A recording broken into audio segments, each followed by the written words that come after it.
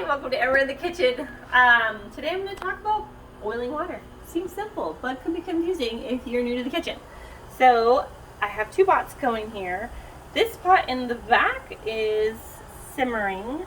This pot here in the forward is on its way to a boil. And I'm going to go ahead and pump up the heat here and see if we can make one of them come to a full rolling boil.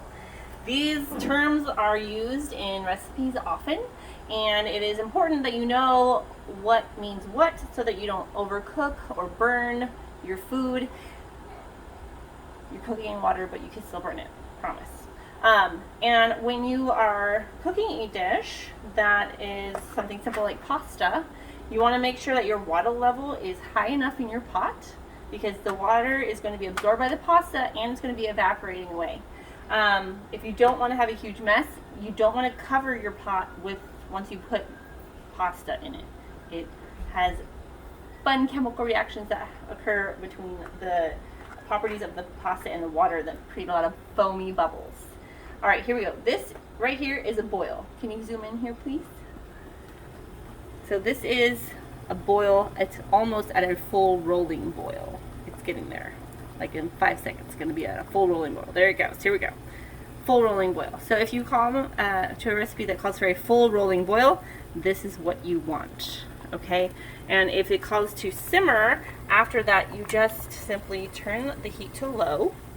Now, fun tip, if you're on an electric stovetop like this, your heat will not change drastically right away, so you need to prepare in advance.